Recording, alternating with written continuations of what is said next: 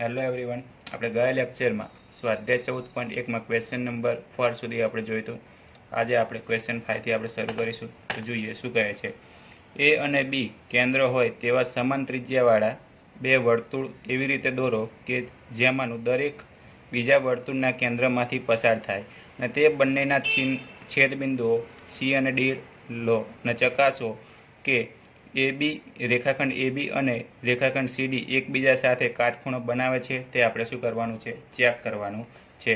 બરાબર. તો તમારે અહીંયા બે સમાન ત્રિજ્યાવાળા શું લેવાના છે? બે એવા વર્તુળ દોરવાના છે જે એકબીજાના કેન્દ્રમાંથી પસાર થાય. તો કે સૌ પ્રથમ તો આપણે શું લેવું પડશે? બે બિંદુઓ લેવા પડશે. બરાબર. તો અહીંયા આપણે દર્શાવી દઈએ.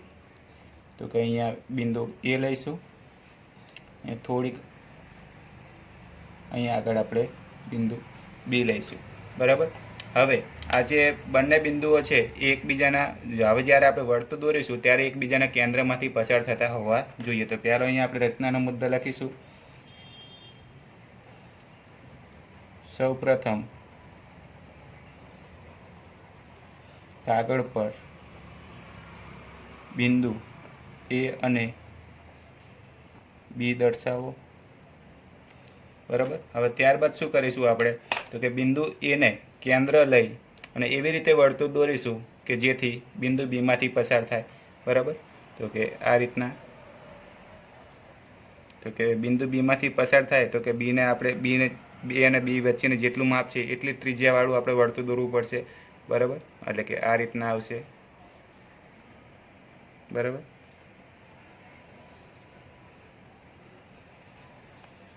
આ રીતના. બરાબર. તો કે અહીંયા આપણે બીજો મુદ્દો લખીશું. કયો થશે? તો કે એને કેન્દ્ર લઈ, એને કેન્દ્ર તરીકે લઈ એવું વર્તુળ દોરો કે જેથી બિંદુ બીમાંથી પસાર થાય. બરાબર. હવે એવી જ રીતના એટલી જ ત્રિજ્યાનું માપ લઈ બિંદુ બીને કેન્દ્ર લેવાનું છે. બરાબર. અને એમાંથી, એટલે કે કેન્દ્ર એમાંથી પસાર થાય એવું વર્તુળ આપણે દોરીશું. એટલી જ ત્રિજ્યા રાખવાની છે. ત્રિજ્યામાં કોઈ જ ફેરફાર કરવાનો નથી. બરાબર. એટલે કે આ રીતના તમને જોવા મળશે. બરાબર.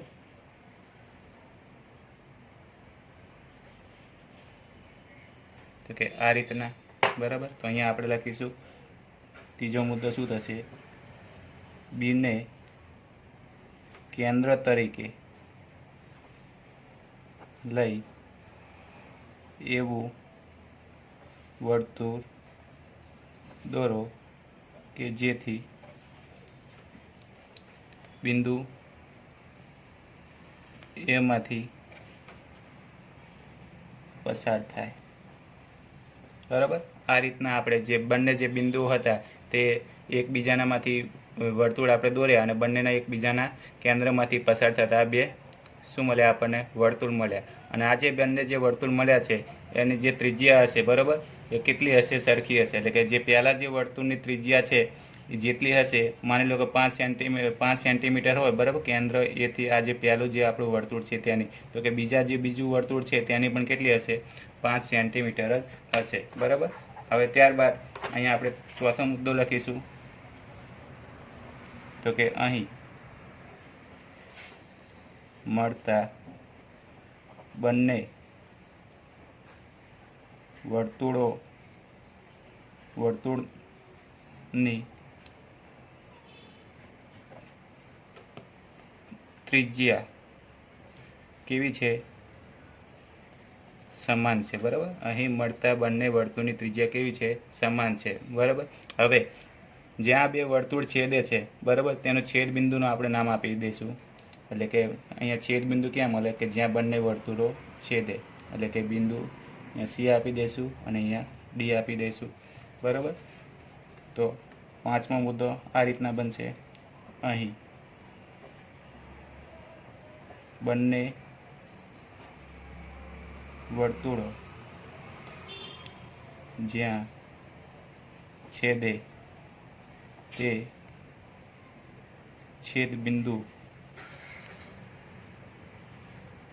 ને સી અને ડી નામ આપો. બરાબર, સી અને ડી નામ આપી દીધું. હવે ત્યારબાદ શું કરીશું આપણે, તો કે આ જે બિંદુ કેન્દ્રથી જે આ એ અને બી છે, બરાબર, એ કેન્દ્ર અને કેન્દ્ર બી, એવી જ રીતના જે છેદબિંદુ છે એ બંને શિરોબિંદુને આપણે શું કરીશું, ચારે ચાર શિરોબિંદુને છે એકબીજા સાથે જોડી દઈશું. એટલે કે જે છેદબિંદુ છે એને બિંદુ સીથી બિંદુ ડી સુધી, એટલે કે આ એક રેખાખંડ કયો મળશે તમને, સીડી રેખાખંડ મળશે. એવી જ રીતના તમને બિંદુ એ ને બિંદુ બી સાથે તમે જોડી દેશો એટલે તમને કયો બીજો એ બી રેખાખંડ મળશે. બરાબર, તો કે અહીં લખીશું, અહીં છેદ બિંદુ એ અને ડીને જોડતા રેખાખંડ કયો મળે છે, સીડી મળે છે. અને એવી જ રીતના વર્તુળના કેન્દ્ર, બરાબર, કેન્દ્ર બિંદુને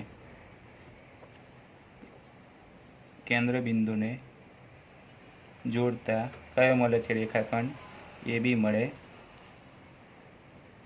છે. બરાબર, તો કે આ રીતના આપણને રેખાખંડ એ બી મળે છે. હવે આપણને શું કીધું છે અહીંયા વાંચો, તો કે ચકાસો કે રેખાખંડ એ બી અને સીડી એકબીજા સાથે કાટખૂણે દુભાગે છે કે નહીં. બરાબર, હવે કાટખૂણો એટલે કે 90 અંશનો જે ખૂણો બનતો હોય તેને આપણે શું કહીએ છીએ, કાટખૂણો.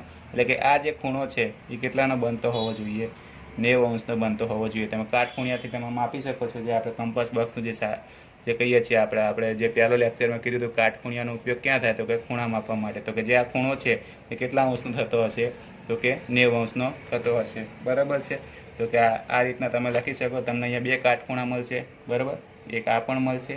તો કે કયા કયા, આને જ્યાં આગળ જે બે છેદે છે તે બિંદુને નામ આપી દો. અહીંયા એમ રેખાખંડ એમ એ બી છે તે એ, અને રેખાખંડ સીડી છે જ્યાં છેદે તે બિંદુને નામ આપી દો, એમ બિંદુ નામ આપી દો. બરાબર, હવે ત્યાર પછી અહીંયા લખીશું આપણે, તો કે બીજો મુદ્દો કયો રાખે, તો કે અહીં ખૂણો C M B is equal to કેટલા હશે, 90 અંશનો. એટલે કે આ જે ખૂણો બનશે એ પણ કેટલાનો છે, 90 અંશનો છે. અને આ પણ જે ખૂણો એ સિવાયનો બીજો કયો છે, સી એમ એ, ખૂણો સી એમ એ પણ કેટલાનો, 90 અંશનો મળે છે. બરાબર, તો કે આ રહ્યા જે થયા તે આપણા રચનાના મુદ્દા થયા. બરાબર, તો કે આ રીતના આપણો જે ક્વેશ્ચન નંબર જે 5 છે તે શું થાય છે, કમ્પ્લીટ થાય છે. બરાબર, હવે ત્યાર પછી જોઈએ સ્વાધ્યાય 14.2. તો જુઓ, પહેલો ક્વેશ્ચન નંબર 1, માપપટ્ટીનો ઉપયોગ કરીને 7.3 સેમી લંબાઈનો રેખાખંડ દોરવાનો છે. બરાબર, તો કે સૌ પ્રથમ તો અહીંયા આપણે કાગળ ઉપર એક બિંદુ દર્શાવીશું જેનું નામ આપીશું આપણે એ. બરાબર, હવે એ રીતના નીચે આપણે રચનાના મુદ્દા પણ સાથે સાથે લખતા જઈશું. તો કે સૌ પ્રથમ કાગળ પર બિંદુ એ દર્શાવો. બરાબર, હવે ત્યારબાદ ફૂટપટ્ટી છે જેમાં જે શૂન્ય માર્ક છે, બરાબર, જે શૂન્ય છે તે ક્યાં આવવો જોઈએ, તો કે બિંદુ એ ઉપર. અને આપણે જે રેખાખંડ કેટલાનો દોરવાનો છે, 7.3 સેમીનો. બરાબર, એ રીતના આપણે સેટ કરવાનો છે. એટલે કે જે શૂન્યનો જે એકમ છે તે એ ઉપર રહે. અને ત્યારબાદ જે માપપટ્ટી દ્વારા આપણે જે 7.3 સેમીની જે લંબાઈનો રેખાખંડ દોરવાનો છે તે બિંદુ નક્કી કરો. તો કે 7.3 છે તે કંઈક અહીંયા આવે છે. બરાબર, એટલે કે આ જે 7.3 સેમી જેટલું માપ લઈ, બરાબર, અને બિંદુ નક્કી કરો. અને તે બિંદુનું નામ આપીશું આપણે, કયું આપીશું, તો કે બિંદુ બી આપીશું. બરાબર, આપણે ફૂટપટ્ટી દ્વારા શૂન્ય અંક છે તે એ ઉપર રહે તે રીતના, અને 7.3 જેટલું ફૂટપટ્ટી દ્વારા માપ લીધું અને બિંદુ નક્કી કર્યું, ને તે બિંદુનું નામ આપ્યું આપણે બિંદુ બી. તો કે અહીંયા આપણે સાથે સાથે એ રીતના આપણે રચનાના મુદ્દા પણ લખીશું. બરાબર, તો કે માપપટ્ટી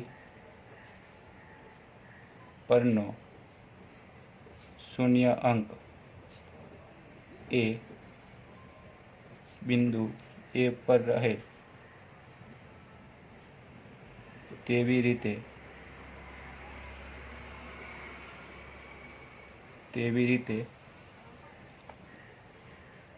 ગોઠવી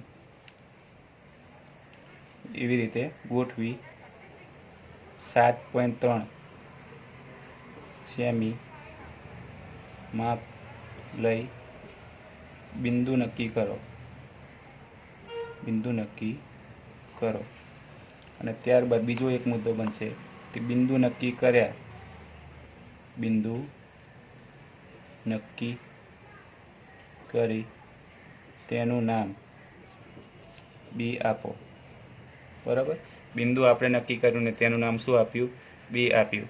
અને ત્યારબાદ હવે જે આ બંને જે બિંદુ છે તેને આપણે ફૂટપટ્ટી વડે જોડી દઈશું. અહીંયા તમે આ રીતના, બરાબર, તો કે આ જે માપમાં તમને મળશે કેટલું મળશે? 7.3 સેમી. બરાબર છે, તો અહીંયા તમે લખી શકો. બરાબર, તો કે બિંદુ એ અને બીને બંનેને જોડતા કયો રેખાખંડ મેળે છે? એ બી મળે છે, જેનું માપ કેટલું છે? 7.3 સેન્ટીમીટર છે. બરાબર, તો જે આ રહ્યો આપણે જે એક્ઝામ્પલ નંબર જે 1 હતો તે કમ્પ્લીટ થયો. હવે ત્યાર પછી જોઈએ એક્ઝામ્પલ નંબર 2. ત્યાર પછી જોઈએ તો કે ક્વેશ્ચન 2, માપપટ્ટી અને પરિકરના ઉપયોગથી 5.6 સેન્ટીમીટર લંબાઈનો રેખાખંડ દોરવાનો છે. બરાબર, તો કે સૌ પ્રથમ તો આપણે એક રેખા દોરી દઈશું, રેખાખંડ રચવો છે માટે.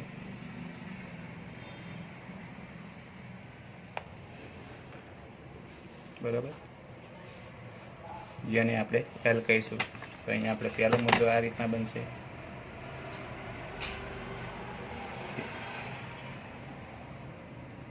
સૌ પ્રથમ કાગળ પર રેખા એલ રચો. બરાબર, ત્યાર પછી શું કરીશું? આ રેખા એલના આગળના ભાગે, રેખા જે એલ છે તેનો આગળનો ભાગ કયો કહેવાય? આ ભાગ છે, ત્યાં આગળ બિંદુ એ નક્કી કરો. આગળનો ભાગ એટલે કે અહીંયા કયું બિંદુ નક્કી કર્યું? એ બિંદુ આપણે નક્કી કર્યું. તો અહીંયા લખવાનું. બીજો મુદ્દો કયો થશે? તો કે રેખા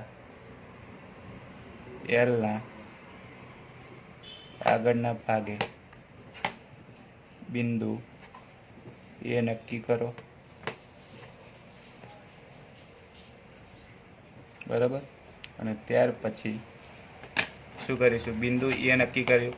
બરાબર, હવે જુઓ આપણે જે કેટલા સેન્ટીમીટર લંબાઈનો રેખાખંડ દોરવાનો છે તો કે 5.6 સેમી.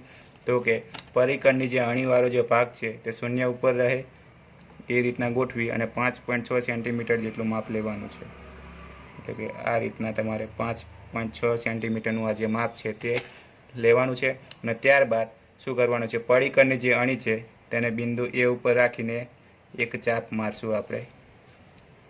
બરાબર, અને જે ચાપ માર્યો છે તે ચાપનું આપણે નામ આપીશું અહીંયા બી. બરાબર, તો અહીંયા આપણે મુદ્દા લખીશું. ત્રીજો મુદ્દો કયો બનશે? તો કે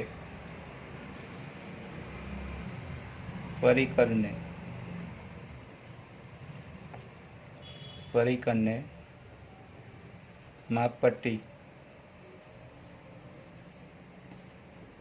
પર શૂન્ય અંકે રાખી કેટલું ખુલ્લું કરવાનું છે? 5.6 સેન્ટીમીટર જેટલું ખુલ્લું કરો. બરાબર, પછી ચોથો મુદ્દો કયો બનશે? તો કે જે આપણે 5.6 સેન્ટીમીટરનું તો માપ લઈ લીધું, ત્યારબાદ પરિકરની અણીને ક્યાં રાખ્યું હતું આપણે? બિંદુ એ ઉપર. અને ત્યારબાદ બિંદુ એ ઉપર રાખીને આપણે રેખા એલ પર શું માર્યો? ચાપ માર્યો. તો કે પરિકરની અણીને બિંદુ એ પર રાખી રેખા એલ પર ચાપ મારો, બરાબર। રેખા એલ પર શું માર્યો? ચાપ માર્યો। અને ચાપ મારતા અને ત્યાર પછી બીજો એક મુદ્દો બનશે, રેખા એલ પર ચાપ મારતા તે બિંદુને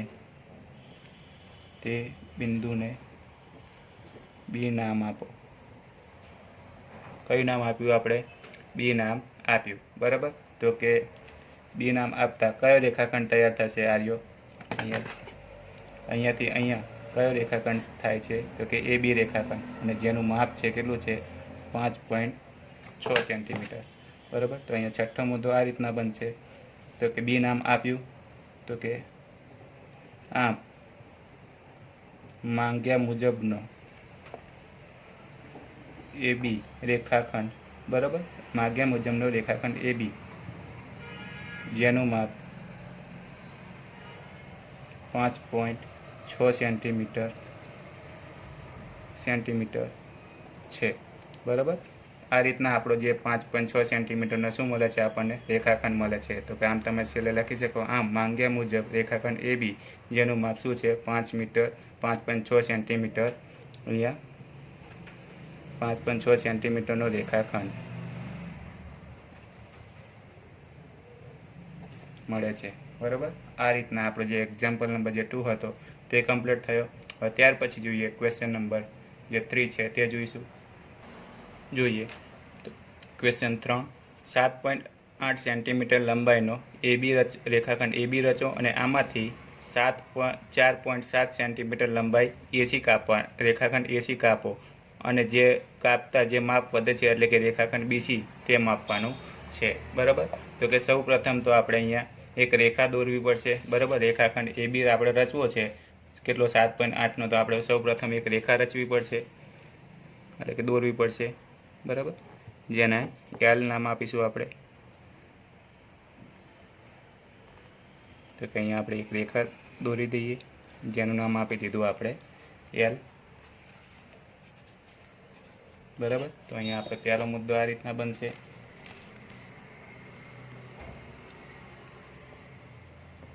સૌ પ્રથમ કાગળ પર રેખા એલ રચો, બરાબર। હવે રેખા એલ રચી, બરાબર। હવે રેખા એલના આગળના ભાગમાં બિંદુ એ રચવું પડશે, એટલે નિર્દેશ નક્કી કરવું પડશે। અહીંયા બિંદુ એ નક્કી કરો। તો કે બીજો મુદ્દો કયો બનશે? તો કે રેખા એલના આગળના ભાગમાં બિંદુ એ નક્કી કરો, બરાબર। બિંદુ એ નક્કી કર્યો। હવે આપણે જે માપ રેખાખંડ દોરવાનો છે એ રીતના કેટલાનો દોરવાનો છે? 7.8 સેન્ટીમીટર।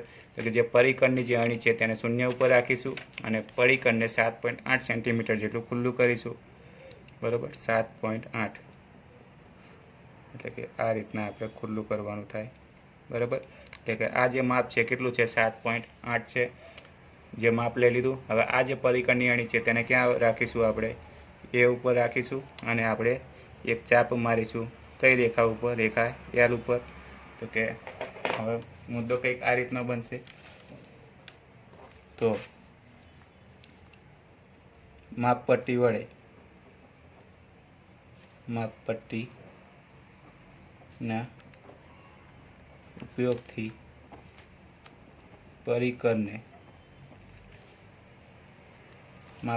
ઉપયોગથી પરિકરની અણીને શૂન્ય અંક પર ગોઠવી કેટલું આપણે 7.8 સેન્ટીમીટર લંબાઈ જેટલું ખુલ્લું કરવાનું છે, ખુલ્લું કરો, બરાબર। ત્યારબાદ પરિકરની અણીને ક્યાં આગળ રાખ્યું હતું આપણે? બિંદુ એ ઉપર રાખી રેખા એલ પર ચાપ મારો, બરાબર. અને જ્યાં આપણે જ્યાં ચાપ માર્યો છે તે બિંદુને નામ આપીશું આપણે બી, બરાબર. તો કે અહીંયા બીજો પાંચમો મુદ્દો આ રીતના બનશે. રેખા એલ પર જ્યાં ચાપ માર્યો છે ત્યાં બિંદુનું નામ આપો બી, બી નામ આપો, બરાબર. શું નામ આપ્યું આપણે? બી નામ આપ્યું. તો કે આટલો આપણે જે 7.8 સેમીનો જે રેખાખંડ હતો તે આપણો આટલાથી આટલા સુધીનો કમ્પ્લીટ થયો. હવે તેમાંથી શું કીધું છે? આમાંથી 7.4 સેમી લંબાઈનો એસી કાપવાનો છે.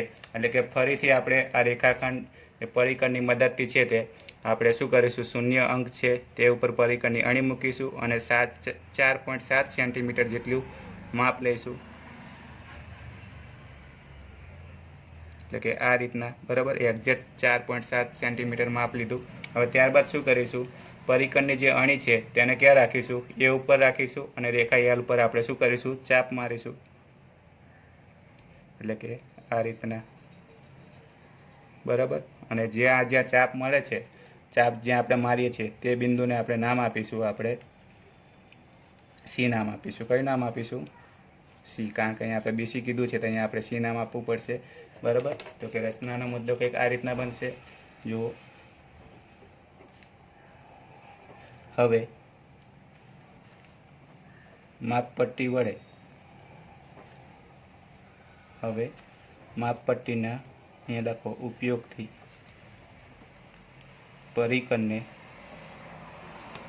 પરિકરને કેટલું કરવાનું છે? 4.7 સેન્ટીમીટર ખુલ્લું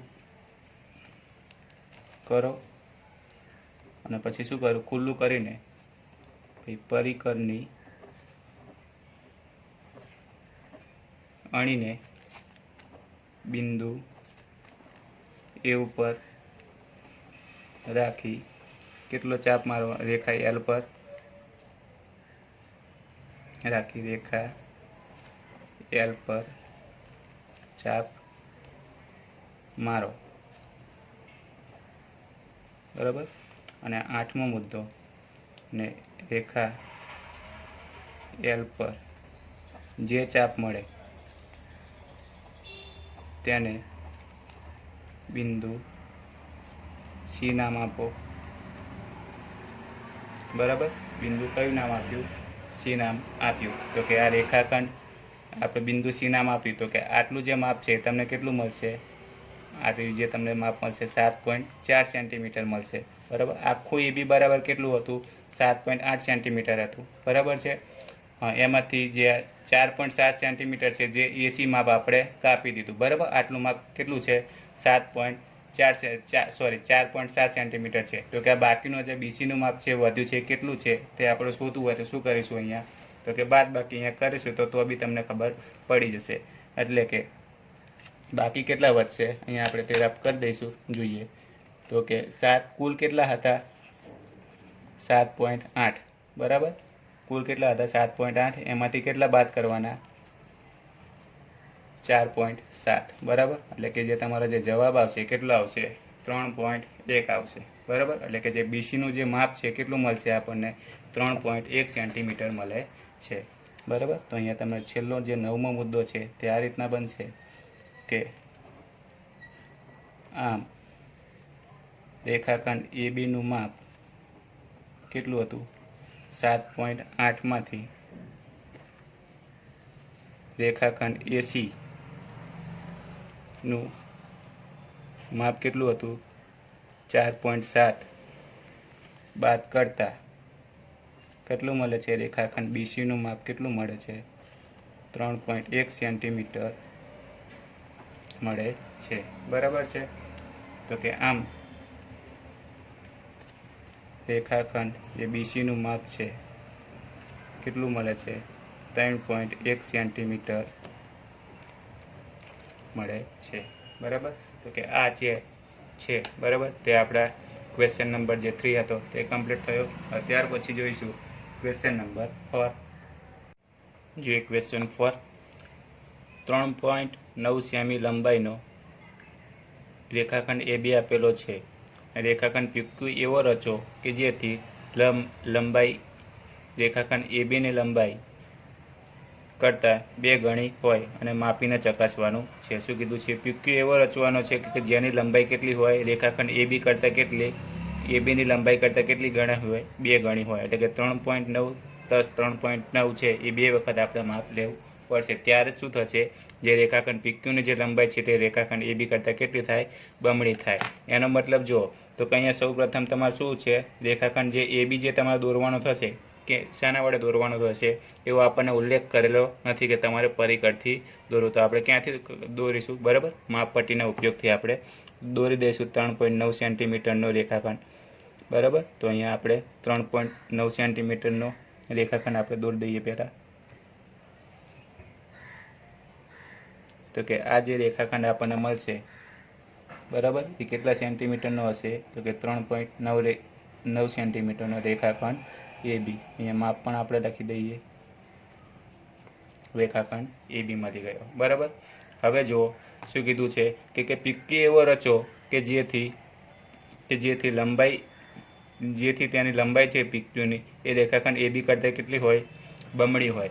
તો કે સૌ પ્રથમ હવે શું કરવું છું? જ્યારે આપણે રેખાખંડ PQ રચવો છે તો કે એની માટે આપણે રેખા એક L દોરીશું.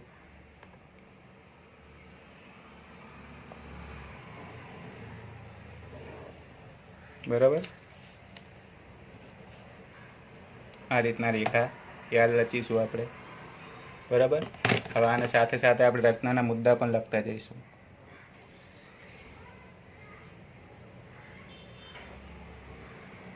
તો કે જે પહેલો જે મુદ્દો છે કંઈક આ રીતના બનશે. સૌ પ્રથમ રેખાખંડ AB રચો. બરાબર, સૌ પ્રથમ રેખાખંડ AB રચો. ત્યારબાદ શું કર્યું આપણે? રેખા દોરી. આપણે કઈ રેખા દોરી? L. ત્યારબાદ માપપટ્ટી વડે રેખા L રચો. બરાબર, રેખા L રચી દીધી.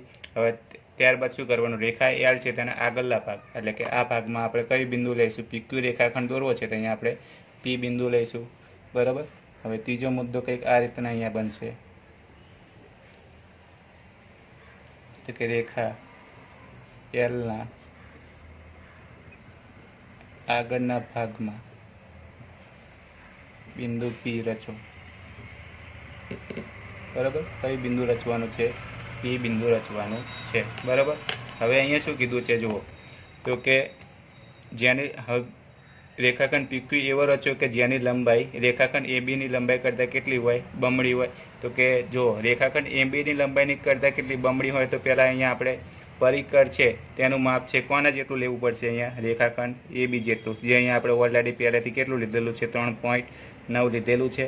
તો કે આ રીતના બરાબર પરિકરનું જે આપણે 3.9 જે આ રેખાખંડનું જે માપ લીધેલું છે ABનું એ લઈને આ જ માપ છે તે ક્યાં મૂકવાનું છે? એટલે કે જે પરિકરની જે અણી છે તે ક્યાં મૂકવાની?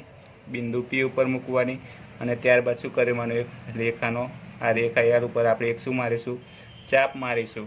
બરાબર, અને એ બિંદુ જ્યાં ચાપ માર્યો રેખા L પર અને એ બિંદુને નામ આપીશું આપણે X આપીશું. બરાબર, તો કે અહીંયા ચોથો મુદ્દો કંઈક આ રીતના બનશે. PQ રેખાખંડ રચવા માટે રેખાખંડ AB નું માપ લઈ. બરાબર, રેખાખંડ AB નું માપ લીધું અને ત્યારબાદ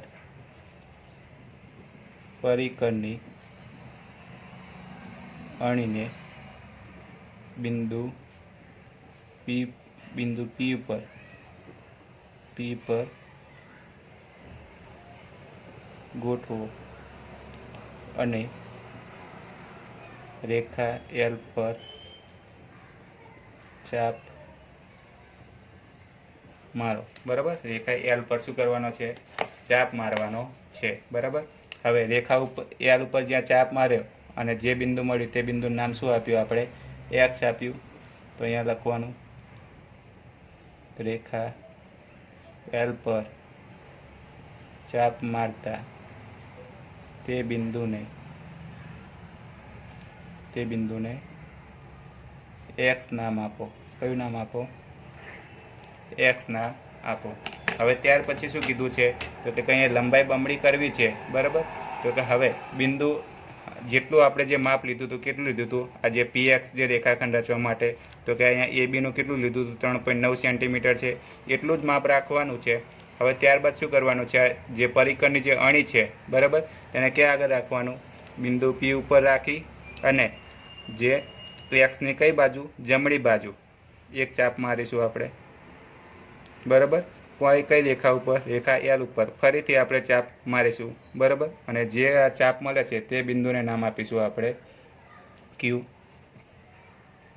બરાબર. શું કર્યું? જેટલી લંબાઈનું જે માપ હતું 3.9 સેન્ટીમીટરનું એટલી જ લંબાઈનું માપ લીધેલું છે અને એ જે માપ લીધેલું છે ત્યારબાદ પરિકરની જે અણી છે તેને બિંદુ એક્સ ઉપર રાખી અને જમણી તરફ બિંદુ એક્સની જમણી તરફ એક ચાપ માર્યો અને તે બિંદુને નામ આપ્યું આપણે ક્યુ નામ આપ્યું, બરાબર. તો કે હવે છઠ્ઠો મુદ્દો આ રીતના બનશે. હવે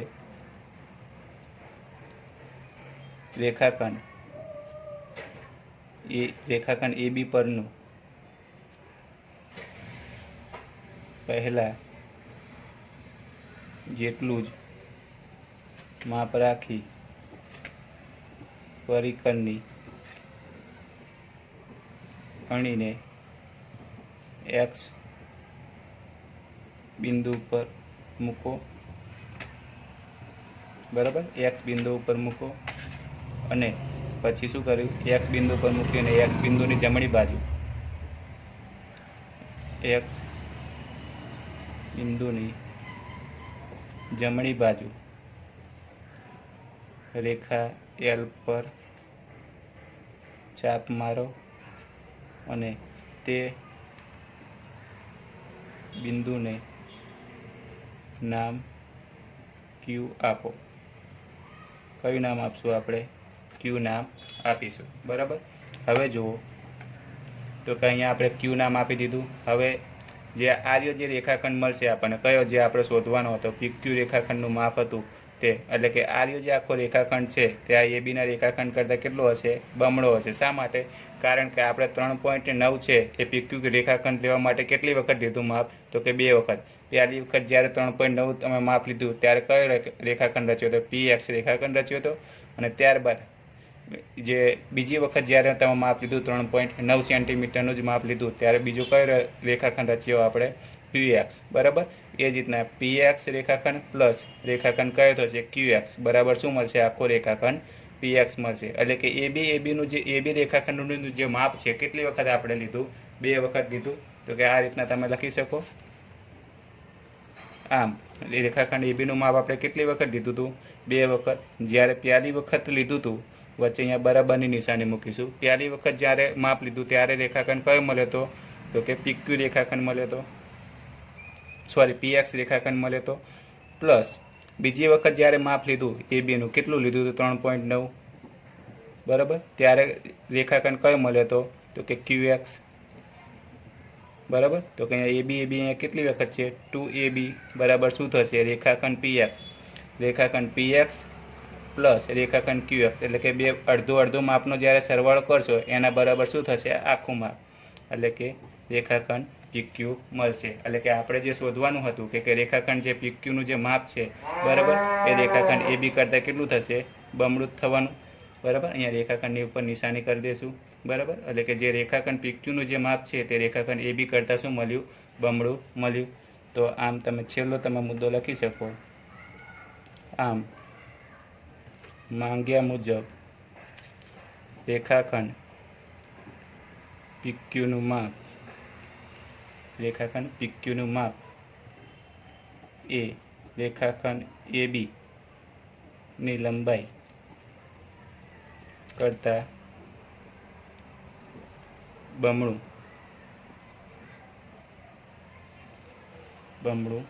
છે, બરાબર. આ માંગ્યા મુજબનો પીક્યુ રેખાખંડ PQનું માપ એ રેખાખંડ ABની લંબાઈ કરતાં બમણું છે, અથવા તો અહીંયા છે એની જગ્યાએ થાય લખી દઈશું. બરાબર, એટલે કે આ જે આપણો જે ક્વેશ્ચન નંબર જે 4 હતો તે કમ્પ્લીટ થયો. બરાબર, અહીંયા રેખાખંડ ABનું છે આપણે 2 વખત માપ લીધું અને એવી જ રીતના આપણને રેખાખંડ PQ મળે છે. બરાબર, તો અહીં આપણો જે ક્વેશ્ચન નંબર જે 4 છે તે કમ્પ્લીટ થયો. હવે ત્યાર પછી જોઈશું ક્વેશ્ચન નંબર 5.